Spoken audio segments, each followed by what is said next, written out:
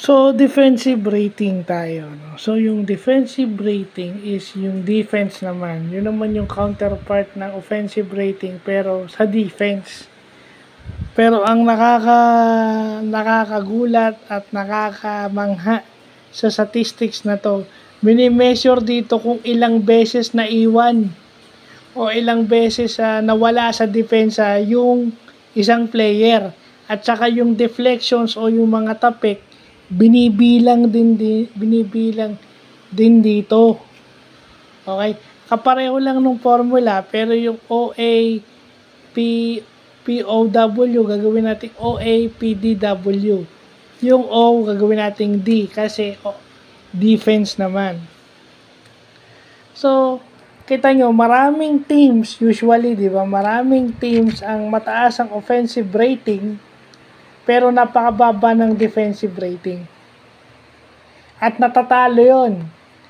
So, ang team na may mababang offensive rating is okay lang. Pero mataas yung defensive rating nila, dun sila nananalo. Kasi, nai-stop nila yung kalaban kahit na hindi sila masyado umi-score. Kasi may mga teams na may mga players na naiiwan sa depensa. May mga teams na ang players nila hindi ganong kasipag o hindi ganon kagaling dumipensa.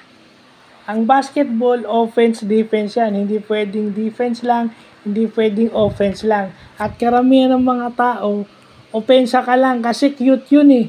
Ang pogi mo nun. Ang pogi mo nun pag offense, pero pag depensa ayaw mo. Kasi yung depensa, makikipagbasagan ka ng muka. Makikipagpalitan ka ng muka. Yun na sa defense eh. Tsaka sa defense kasi, reactionary ka. Lahat ng ginagawa mo, dinidictate nung kalaban. Whereas kung offense ka, hawak mo yung bola, ikaw ang nasusunod saan mo gustong pumunta. Susundan ka lang nung depensa. So, mas mahirap yung defensive rating ng bawat team. So, yun lang nakita natin ngayon, no? Yung offense saka defensive rating. So, halos pareho lang ng formula. Ang kaibahan lang sa defense, may number of times blown by at saka deflections. Yung blown by, yung naiwan ka, yung may binabantayan ka, then bigla ka naiwan, kumbaga nag-crossover sa harapan mo, hindi ka naka-recover. Yun ang blown by. Yung deflections is yung tapik. So, yun lang po.